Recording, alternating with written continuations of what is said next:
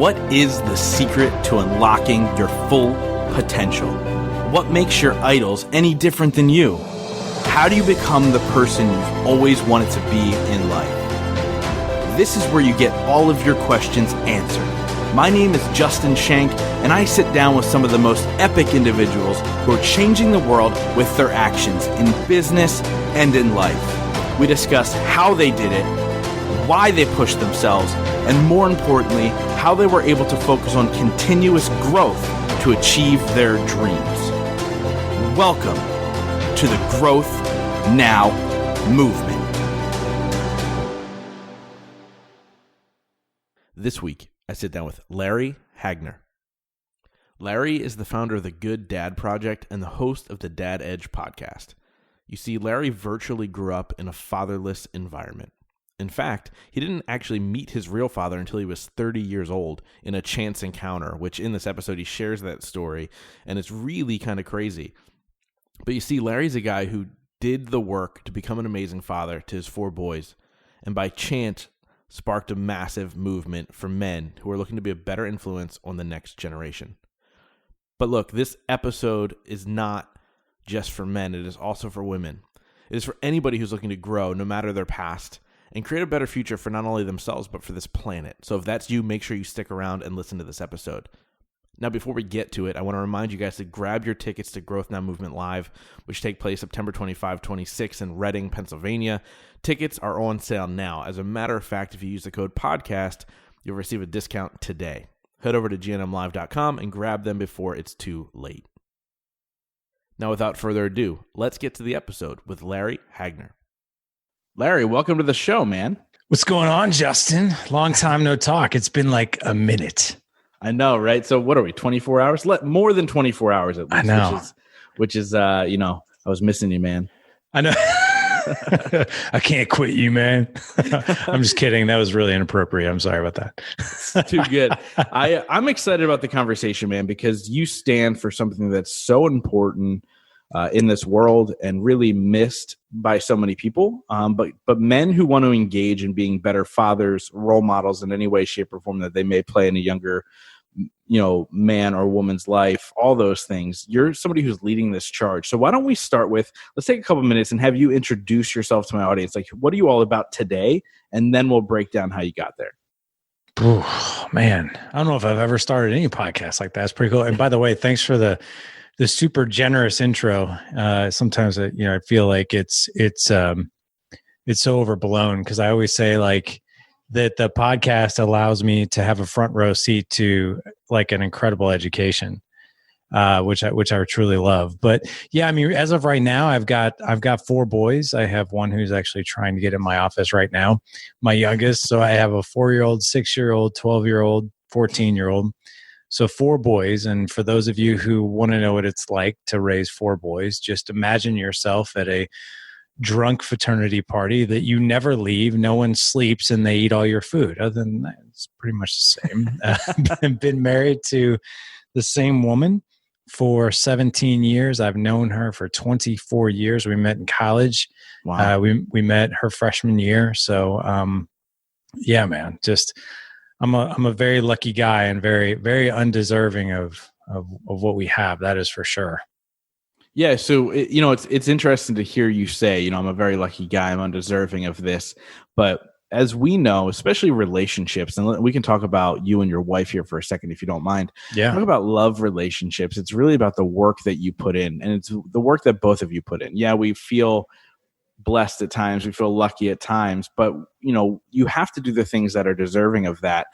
Where do you find yourself in a role with your wife, and what are the things you do to kind of secure that marriage over 17 years, which at this point, that's like breaking world records because everybody's getting divorced. Right. Well, we sleep in separate bedrooms. That's one thing. So we do that. We talk every Thursday. So okay, no, so not real. Okay. I was like, I don't know, because I was told some people are like, sleep in separate bedrooms. It helps the marriage. Like everybody has their own crazy ideas of what works. No, in fact, but we should, because, I always tell my wife, I was like, the reason we have so many kids is because we should probably sleep in separate bedrooms at this point. Like it'd probably help things. Right. No, my wife, she's my best friend. And yeah, There are tactics. There are absolute daily tactics that I do, that she does, to make sure that we stay constantly curious of each other, that we date each other. So one of the foundational things in our relationship is we stay genuinely curious about the other person. So I'm a student of hers. She's changed and evolved. I've changed and evolved. We constantly ask each other really good generative questions to constantly get to know each other. We date each other, meaning every other week at least we go out on a date night where we're not mom and dad. And one of the rules even for that particular date is that we don't talk about the kids we'll talk about the kids for 10 minutes. And then everything past that is all about us, which is super cool. The other thing too is when we argue, which is very, very rare, we are very respectful of each other. So there's never any name calling ever. And as far as like arguing, like if we're in a disagreement, I will not speak any higher to her than I am talking to you right now. Like I'll never forget this. Like my kids, sometimes I wonder if we do our kids an injustice because they don't really see us argue. And I don't just say that, it's just because we really don't have much to fight about. We were in kind of a heated discussion last summer, and we were sitting out on the deck, and my 14-year-old comes up and he's like, are you guys arguing? And because you just tell the tone in our voice was just a little different. Sure. And I was like, no. Tension in the air as well, even if you're not raising your voice. Exactly. So I was like, no, we're having a disagreement. And he's like, well, what's going to happen? I was like, you know what? Take a seat. I was like, you watch. Okay. I was like, I want you to see certain things. And so we went on, I think we went on for like 10 or 15 minutes. We hashed everything out. And I looked at my son. I was like, what did you notice? What did you observe? And he's like, well, neither one of you yelled at each other. I was like, okay, yeah. And okay, we're getting warmer. He's like, well, there was no name calling. I was like, exactly. And he was like, everybody stayed really calm and everyone was able to kind of state their opinion. And he didn't say it using these words, but state their opinion and still sort of feel safe. Right. Right. So we just kind of calibrated that with him a little bit. And we're like, yeah, that's how adults who treat each other with respect and love, that's how you argue and that's how you resolve things. So that's key. That's foundational. The other thing too, probably one of the last things is that we are a couple first and we are parents second. And I truly think that a lot of parents get that wrong. It's all about the kids. It's all about the kids. And it can't always be, it shouldn't be all about the kids. Now, our kids are definitely a close second, without a doubt. But it's my wife comes first. My wife comes first before the kids. Now, if someone's bleeding out, right? Okay, we get that. But otherwise, my wife comes first and I come first in her world as well. Right. No, I love that, man. And so you talk about this 17-year marriage. And first, I wholly believe or fully believe that, the significant other should come first from multiple standpoints, right? But you also lead this charge of being a dad too. So it's not even saying like, oh, a close second is a bad thing. Like you literally have built everything that you're doing in this movement and everything around being a dad. But I want to focus a little bit more on this relationship. You talk about a 17-year marriage and how much you guys have changed. Where were you 17 years ago? What were you doing?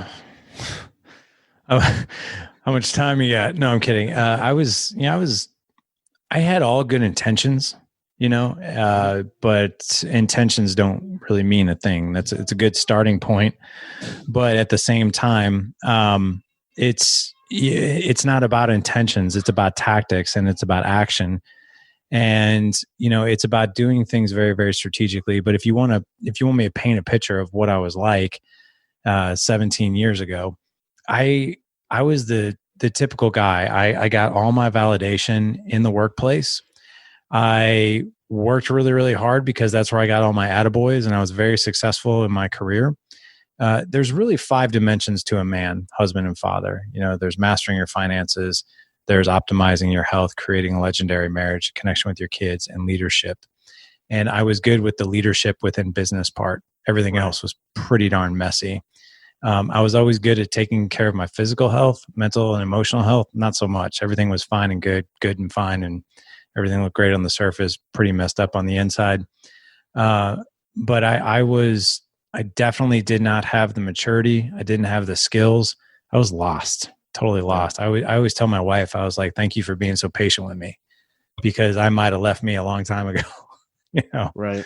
So you think about this journey, and obviously all the conversations you and I get to have with the incredible guests we have on our podcast, there's always this self-realization moment, like this, like, I need to either get it together or I will be lost forever. Like, what was your moment of like realization? I had several tiny clues and hints along the way, but there was one thing that really, really was the catalyst to what we're doing now. I kind of call it my Jerry Maguire moment, I guess. So my 12-year-old, he was 4 at the time, and we were packing up our house, getting ready to move. And you know this, but man, I loathe like the word moving. You're like, right? You know, terrible. It's like, so 2 weeks out, not even 2 weeks out. It's rough. It sucks. Yeah, and there's a lot of high stress. I think it's in the top 3 of most stressful things. So I'm packing up the kids' playroom, and I'm talking like 3-4 hours. Boxes are floor to ceiling. And, I was doing the typical thing where every day was, career was exhausting, and come home and you don't know how to be a father. You don't have the patience. Marriage isn't where you want it to be. So there's a lot of little frustrations. And my 4-year-old comes in the playroom, and I was just getting ready to take a break. I'm like, hey man, I'm going to take a break for like 30 minutes. Do me a favor. Please don't pull out anything that I've packed. Come back 30 minutes later, and what do you think happened? Yeah, he pulled it all out. Yeah, everything was unboxed. So I was so pissed, and I spanked him, and I spanked him so hard that he hit the ground. And when I went to help him up, he like shuddered with fear. And I'll get into some of my childhood later on, but I didn't, in that moment, I didn't see my son. I saw me, and I was like, this has got to stop. Like, and kids, people spank their kids, and I'm not going to sit here and say that that's right, wrong, or indifferent. But the fact that I hit him so hard and he hit the ground, and the way he looked at me, and my wife, and one of our rules too is we don't correct each other in front of the kids. So if someone lays down a disciplinary action, the other person has their back, whether we agree with them or not. And then behind closed doors, we'll have a talk if we disagree. Right. And my wife looked at me, and she's like, seriously? Like, see, he's 4. Like, he just wanted to get to his toys. And I knew in that moment, I had really crossed the line, because she would have never said it. Even now, she wouldn't say that to me unless she really meant it. And I deserve that. So I went into my office that night, and I was like, there's got to be a better way. Like, I'm tired of this. I'm tired of thinking that, I've got this together. And to be honest, like, I don't. I'm just completely clueless. So the words, Good Dad Project just kind of rolled off my heart and onto the keyboard. And I started this page on Facebook called Good Dad Project, and I was the project. And I just said, you know what? I'm going to treat this like I do my career. I don't, if I want to be a better salesperson, a better leader, a better manager, I get training for it. Like, that's what people do. No one wings it. So I was like, I'm going to go out and I'm going to learn something new every day. And I'm just going to post it here. And that began an entire storyline of where we're at today. It turned into speaking events, and then it turned into a book, and then a podcast, and then our own, kind of like like our own event now, 3 years in a row. And, literally dads all over the planet doing life with us. And I would have never have fathomed that. Yeah. That, and obviously it's funny to hear, it started with this one post and this one idea and this one Facebook page or group. And it really created a movement because it came from the heart, right? I believe anything that comes from the heart can truly create a movement. Hence my podcast, right? Trying to figure out life. How do I become a better human being? Not just singularly, a role model or whatever. Like, how do I just become better? How do I live life better? And so, you talk about that time that you spanked your son and you saw him hit the floor and you saw you and him. Where did that come from? As far as my anger? No. Why did you see yourself in him? So I'll share with you my childhood, which, by the way, thank you so much for coming on our podcast and sharing yours, because I've gotten to know you a little bit, but you sharing your childhood, I was like, oh my gosh, like it's always fascinating to me to hear where people come from and what they're doing now. So I was born in 75. My parents, my mom and biological father, were married in, I think, 71. About 9 months after I was born, they got divorced. And my dad left. I have no recollection of him whatsoever. I didn't know who he was. And I didn't even know what a dad was until I was about 4. And it was only because like I saw men coming to pick up their kids from preschool. I'm 4. I still remember this like it was yesterday. Right. And so in my 4-year-old mind, I was like, oh, well, the moms just go out and find a dad. That's what they do. And my mom hasn't found my dad yet, which was fine. I didn't feel like I was missing out on a thing. So I'll never forget the first time my mom brought, and you can probably relate to this since you're like a bonus dad now at this point. My mom brought a man home for the first time. And dude, this is 1979. Like the guy walks in our house, and I think she had been dating him for a while because she met him in the workplace. He had like the 3-piece suit on, the double Windsor tie, you know, the trench coat, briefcase, the mustache, the feathered hair. And wow. right. And my mom introduces me to this guy. And the first question out of my mouth, like the first thing I say to this guy is like, oh, are you going to be my dad?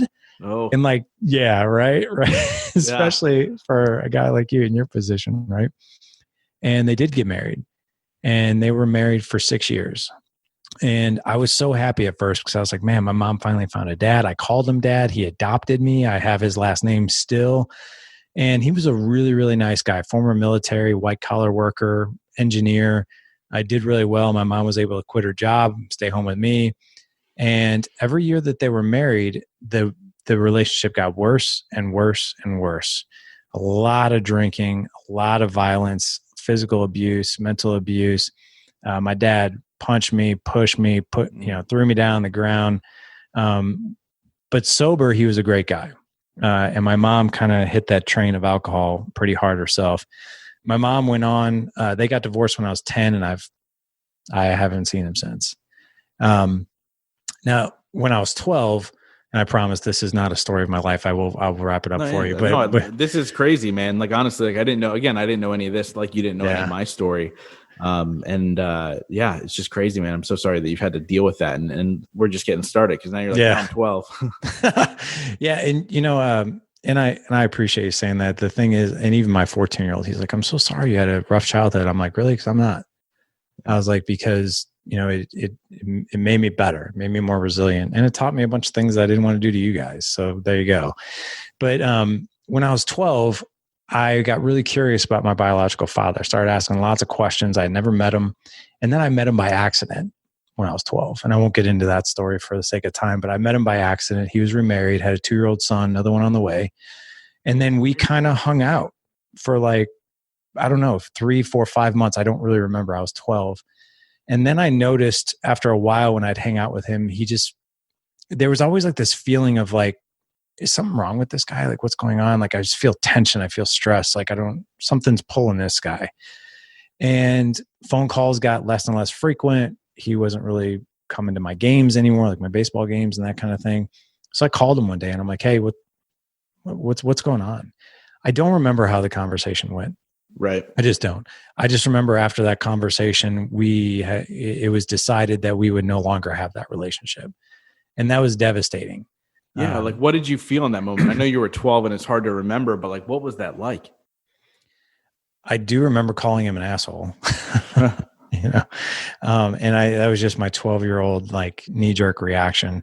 But it was really like, I don't remember. It was really kind of fuzzy. What I do remember was like, hey, like, I'm not really sure about this relationship. It's sort of complicated. Like, I'm remarried and I have a son, and this is really complex for me. Right. And I just remember asking him a lot of questions, and it just kept going back to the feeling of like, you don't want me a part of your life, do you? Like, that's what I kept feeling like. And so we parted ways. And so fast forward to, I went through a hell of a time, high school and grade school, failed 8th grade, overate, became really overweight. Kind of turned my life around in high school. So fast forward till I was 30. I was in a coffee shop with a coworker. I was married to Jessica, had our first son on the way. Who comes walking in for their morning coffee? My father. Wow. And yeah, I knew exactly who he was. Hadn't changed much. I'm sitting there with my coworker, who was also a really good friend of mine at the time. And I was like, you'll never guess who just walked in. And she's like, who? And it was very few people that I shared that story with, but she was one of them. We were pretty close. And I was like, my father. And she's like the one, like the 12 from 12, and your real dad? I'm like, yeah. She's like, where is he? I was like, right over there. She's like, what are you going to do? What are you going to say? And I was like, nothing. She's like, you're going to let your father walk out of here without saying anything? And I'm like, yeah, that's pretty much exactly what I'm going to do. I was like, what am I going to say? I'm 30 years old. Like, I saw him 18 years ago. Like, yeah, and, I'm a different person. I've moved on. Yeah. Yeah. So she goes over to him, brings him over, and he humbly walked over, and we had a conversation. And that conversation now has turned into a 15-year relationship. And so, here we are. My dad is 72 years old. I have 2 younger half brothers. He's still married to the same woman, and she's great. She's, I think, 43 years now. Wow. And yeah, I don't call him dad. It's not really suitable for our relationship, but we have, I would say, a friendship. My kids know him as grandma and grandpa. They've been a part of their lives ever since my oldest son was born.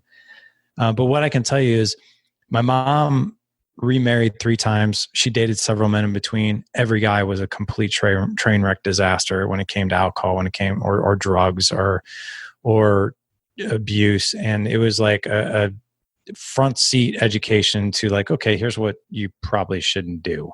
Sure. And I think but the funny thing is I was so focused on what I shouldn't do. That's exactly what was showing up that I would do. Right. But right. So like, so often we try and avoid something and we do it. And I've done it in love relationships before I did the work, and then it's still work, right? There's still work to be done every single day. So when did this become a movement? Like, when did people start following this, and what did that look like? And where do these pillars come from? And how did you even start to begin to formulate this whole entire message? Yeah, that's a really good question. So, in 2012, that's when I started, Good Dad Project as a Facebook page. And it was only a few months after that, like, I was asked to speak at an event at this church for 200 mothers. And they're like, hey, Wow. They just messaged me random. They're like, hey, would you mind coming in and speaking on fatherhood? And I'm like, I just laughed and I was like, are you kidding? I was like, could you, and they're like, no, we've been following your stuff. And we just really like the authenticity and vulnerability and the imperfection. And can you come and speak? And I'm like, what do you want me to speak on? I had no clue. And they're like, we don't know, just come in and speak. And I'm like, oh my God. Okay. So I did. And I tried to make it funny, and get them to laugh a lot, and, but also share with them what an authentic man, like what goes through our mind, what goes through our heart, and the things that we want to do and try to do. And it really resonated with them. And then I got asked to speak again and again and again at different places. And I was like, well, maybe there's something here. And then I was like, well, what if I just blogged? So 2013 started gooddadproject.com. I just started blogging, and I liked that for a little bit. Didn't get a whole lot of traction, but a little bit. And then it was 2015. I was like, what if I turn this into a podcast? And I did. And I think it probably took 40 episodes before I really got some wheels under me. And I started getting big guests like yourself. Like my very first big guest was Carlos Condit, UFC fighter. Mm-hmm. And I was like, if this guy would want to come on, like who else would want to come on? And then that's when things like 2016, it just took off like a rocket ship. And 5 years later, we're doing things, I never thought we'd do. The 5 pillars, I just looked this morning. We just hit 570 episodes. Wow. And that's amazing. Yeah, it's crazy. And what I really started looking at is like, okay, we've got all this content. Like if I look at all the shows, like what are the themes that really that are on the minds and hearts and souls of men?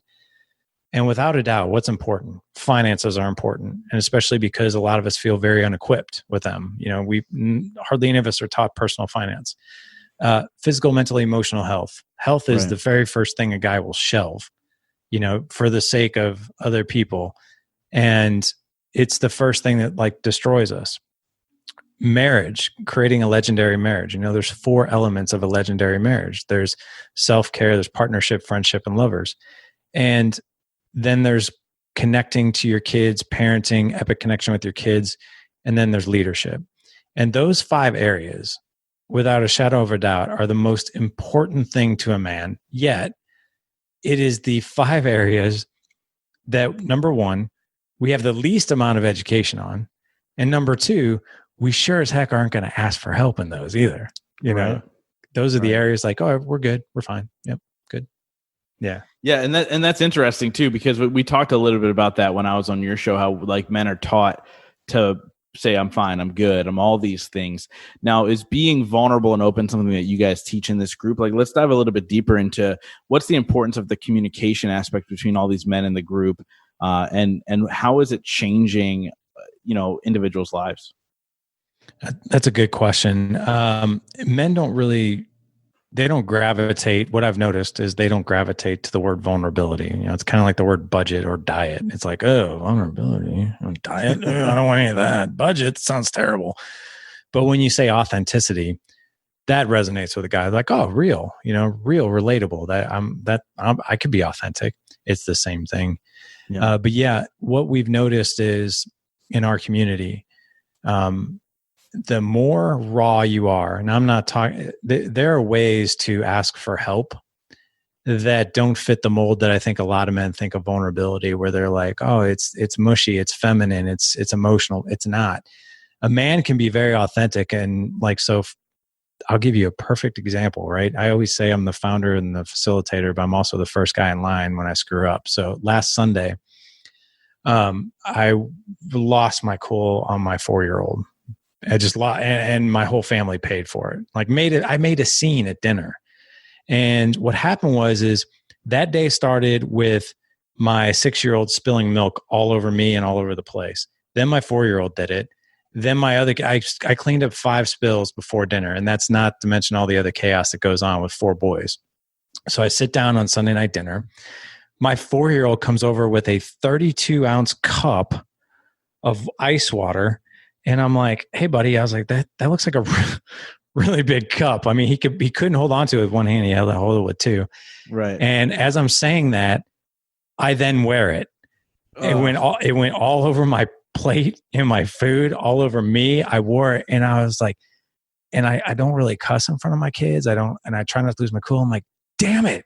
I was like, I told you that was too big. I was like, what is wrong with you? Right. And he just like slumped over and he's like, I'm sorry, Dad. And I knew right away. I was like, oh God, I shouldn't have said that. And then I got proud and my ego kicked in. He's like, sorry, Dad. And I ignored him like a grown up. I totally ignored him like a grown up. Right. And my wife, as I'm saying this out loud, I'm starting to see a theme here.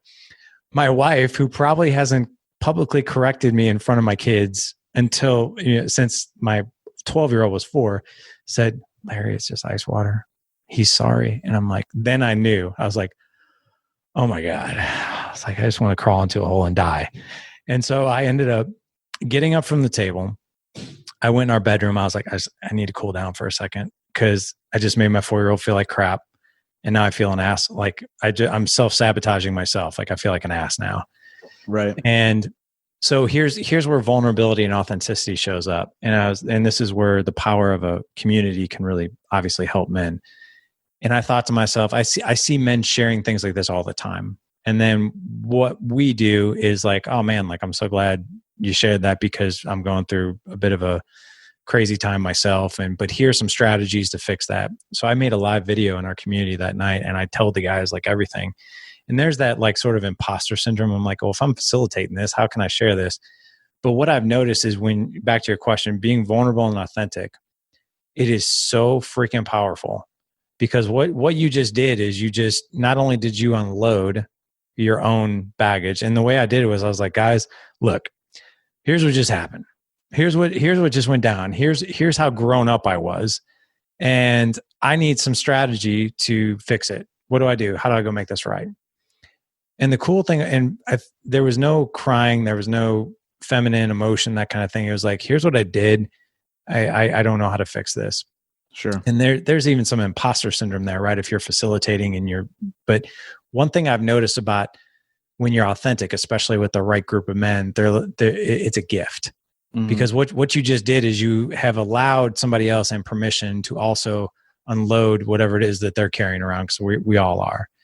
And the other thing too is the more imperfect we are, man, the more relatable we are. Like the more that you tell me like things are not good and fine, and like, of course I want to hear your wins, but like, yeah, tell me some of the ugly stuff too. Like the more I like you, and the more we like each other. So authenticity, it is a foundational building block in relationships. It's like the more authentic you are, it's like, man, you're real. Like your lawn isn't always cut perfectly, right? Like the bushes need some trimming, right? So it's like, and we like that. Yeah, dude. And it's so true. And I can fully relate right now with quarantine, not being used to kids have, being them around all the time. And you watch that slow build up throughout the day. And by 4:00, you're like, I'm about to lose my mind because it's that build up. Right. And so what is that tactic that you took after you made that mistake in the way you handled that? What did you do? I'm a big fan of humility and ownership. And I sat my family down and I told them, and I said, look, what you guys witnessed was a great example of what not to do. So when you guys are fathers and when you're parents, to react like that, you can tack that up as like, Dad taught me a good lesson today of what not to do. And I told my 4-year-old and everybody at the table, I'm like, that spill had nothing to do, and my anger towards that spill had nothing to do really with that spill. It had everything to do with the spills that I cleaned up before that. It had everything to do with the stress in the week beforehand. It had everything to do with little things that day. It was like these tiny little things. It's almost like you're walking around with a grenade with the pin out. Yeah. And it's that one thing that all of a sudden you're just like, you let it go. And unfortunately with a grenade, the people around you are going to feel the shrapnel. It's going to hit them too. And I just told them, I was like, I have no excuse. That was unacceptable. I'm not going to make excuses. And I hope you accept my apology. And of course they were just like, yeah, like great. And there were smiles. And I always remember there was very far and few between times when I was growing up that whoever my mom was dating or my mom would apologize and own things. But it always gave me, I remember looking at that being like, wow, that gives me, I want to give that person so much more credibility now. Sure. And the final thing I'll say on that is the 6-year-old and 4-year-old still too young, but my 12-year-old and 14-year-old, like they're humble. And when they screw up, like they will apologize and they'll even say, no excuses. Here's what I did. And I'm like, wow, awesome. Like, and I really, really respect that. So yeah, I try to use every screw up because God knows I do it every day. It's just an opportunity to teach some humility and eat a slice of humble pie. No, man, I love all that stuff. And obviously what you're doing, like I've said before, probably multiple times at this point, is, what you're doing for the world. And if you're listening right now and you hear leaf blowers, I apologize. They're outside doing this to my lawn and I can't help it. So, I love what you're doing because it's shaping not only men now, but men of the future. And women of the future too, because if you had a daughter, you'd be impacting her life. And I think that that's super important. And I love the approach and the humility that you take towards that, because that's really the only way. Like that's the only way to move forward in this life, right? You talked about, that guy in 1979 with the mustache and the suit and all those things. That was very much, and he walks in and you go, are you going to be my dad? And he's like, what? Like, this is a different world for men, right? And as we're growing and evolving, we're all becoming a little bit more open to our feelings, a little bit more open to, okay, yeah, I messed up. Okay, what do I have to bring to the table more than just finances or more than just whatever? There's just a different role we're playing now. And clearly you're lending a hand to that, man. So as you know, in podcasting, we get the opportunity to interview some of the world's most successful people, however you want to define success. And so my question for you is, what is your definition of success? And what are 3 things you do every single day to ensure that success for yourself? Ooh, wow. You're a great interviewer, man. Thank you. It's such a good question. There's a quote that really, really hit me. I think about it and reflect upon it daily. And that's the definition of hell is meeting the man that you could have been when you're on your deathbed. So I try to leverage that quote to gut check any decision that I make. So, because I don't want to meet that man. I want to be, I want to have a smile on my deathbed, feeling content, saying to myself, there's very little I would have done any other way. And how that shows up for me is like, so if it's past 9:30, I'm usually pretty smoked because I'm up at 5 and usually, exercise and working out. So by the time 9:30 hits, I'm really tired. And that's of course the time that all my kids want me to spend the most one-on-one time with them. So last night, my 6-year-old was like, hey, like, I know you read me 3 books. Can you read me one more book? And I'm like, oh, I just want to go to bed. And I was like, would I do this decision right now differently if I was dying? And the answer to that is, I'm going to read him that book.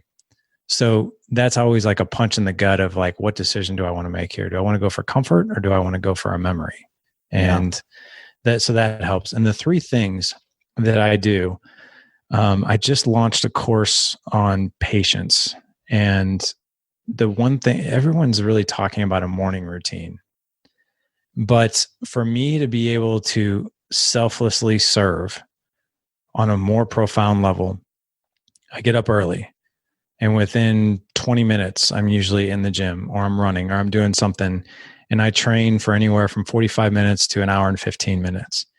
And so that's one thing is exercise. Very rarely do I miss a day because it sets me up for a really good mentally, emotional, physical day. The next thing that I do, and this is really key because I'm gonna be really passionate about this topic because everyone's talking about gratitude journals, right? And I do gratitude, but I don't do gratitude. I am gratitude, and there's a big difference there. So everyone can write down like 3 things. Oh, I'm thankful for my house. I'm thankful for my wife, and thankful for my kids. But I try to be incredibly intentional with like, I'm not going to do gratitude today. I'm going to be gratitude in this moment.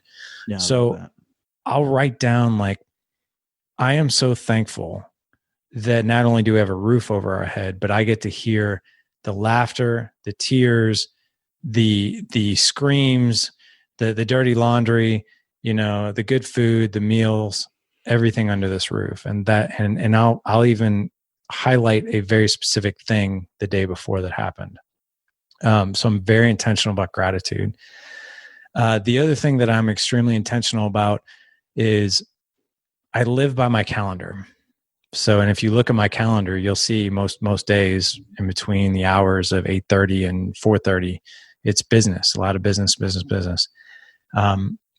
One thing that I'll do, and this sounds like crazy, super anal, but I will actually put in my calendar, I'm going to throw the football with Mason tonight at 5:30, because there are times where I'll get distracted. There will be another kid that needs me. I'll need to do this. I'll need help with dinner, and I do that. But if I see it in my calendar, I'm like, I'm going to do that, because if I don't do it, it's going to drive me crazy.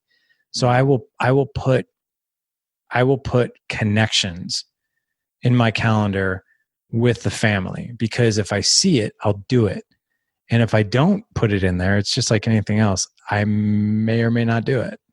Yeah. So, but that holds me accountable, is to actually see that connection that I'm going to make with my kids or family, even specifically that person that day or night. Makes it non-negotiable. Yeah. Which I love. And that's beyond important too. Like, I'm a big believer. So there's a guy named Craig Ballantyne. He's actually right over my shoulder. Yeah. He talks about the non-negotiables, and that's what you put into your calendar first. And then you work everything else around that, whether it be like date night with your wife or whatever, and all those other things. That's the non-negotiables. And then you work everything else around that. And those little things are important. Put that in your calendar. So therefore it's scheduled, it's there, and you have to go, and you're committed to it, which I love that, man. So I wrap up every single interview with the same question. But before we get there, how do people get a hold of you if they want to hop into this group? What's all the good information? Oh man, thank you for that. So here's my phone number. I'm kidding. You can find text anytime. Right. You can find anything we're doing at gooddadproject.com. I'm pretty active on Instagram. You can find me at the Dad Edge. So at the Dad Edge. And I mean, otherwise, like podcasts, I mean, you can literally, I think at this point, you can find that anywhere. You can find that anywhere you listen to podcasts. But that's usually the best way to get a hold of me is the website or even Instagram. Awesome. We'll make sure we link that up all in the show notes. Like I said, I wrap up every single interview with this one question, and that is, in your life, what has been your biggest moment of growth? Wow. Dang, man. You asked some serious questions, bro. Like I gotta boil it down to one. Yeah. Okay. 2015. I decided to step forward into my very first mastermind. And that was with Aaron Walker from View from the Top.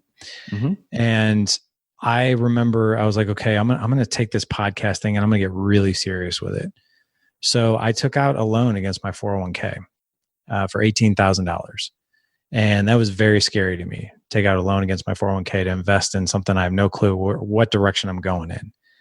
So I was like, okay, this will give me a year of podcast production and it'll get me a year in this mastermind. So I'll never forget this conversation that I had with Aaron Walker, because the mastermind was $500 a month. And I didn't have $500. I had no revenue. I was, Good Dad Project was, loss for a while. And Aaron told me the price of the mastermind, and I laughed. I was like, I don't have $500. And this is before I took out the loan. And he's like, Larry, let me tell you something. And I'm going to ask you something. He's like, you're on to something here, and you could develop something that every father needs, including yourself, by the way. So I'll tell you that what you're creating is valuable. What you need is a point in the right direction. You need direction. You need the right men around you. You need iron sharpens iron. And he's like, and I get the cost. Okay. I get it. Here's what I would invite you to do. I would invite you to think about the cost of doing nothing. Mm-hmm. And where would your life be in a year from now if you did nothing? Would this still be just an idea?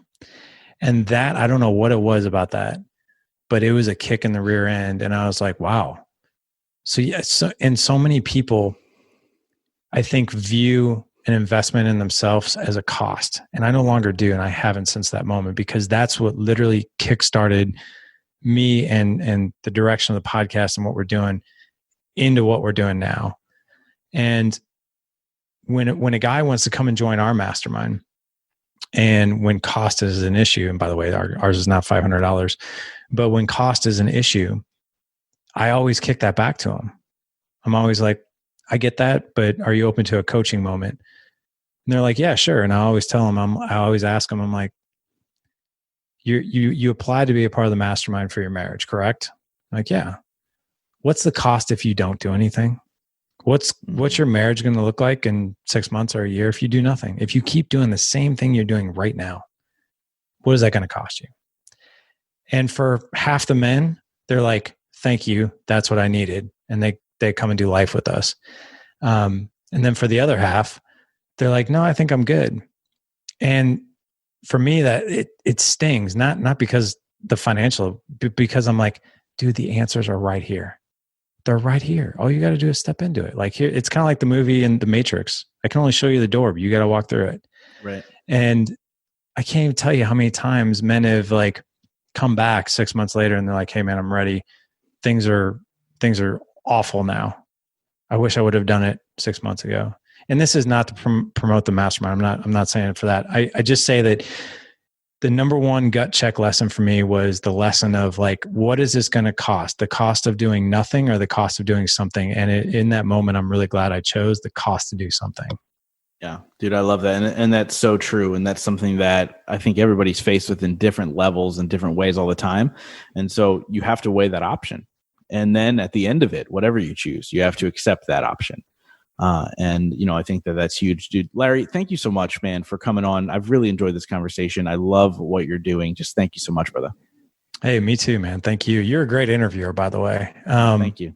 For those of you in the audience, man, like, dude, Justin, I've only known him for a short time, but this guy pours his heart and soul into this podcast. And if you don't know his story, my gosh, it's incredibly inspiring. And just thank you for the work you're doing, man. Dude, thank you. Actually, I said, it's funny that you said that. I said to my girlfriend, and I'm still recording on purpose. I said to my girlfriend that, the way I told my story on your podcast was different than I'd ever told it before. And obviously I've always hit the same points and so on and so forth, but you're a great interviewer as well. And the way that you pulled the story out of me is why I told it differently. And so guys, make sure you go check out his show because I'm going to be on in a couple weeks. I believe this one's coming out before that one does. But go check out his show as well, man. But thank you so much, dude. I appreciate it. Thank you back. Thank you guys so much for being a part of the Growth Now movement. This is how you can really help me out. If you guys enjoyed this episode, please share it out on Facebook, Instagram, Twitter, all that fun stuff. And let's grow this movement to epic heights. And it's all going to be because of you guys. Thank you so much. And we'll see you next week.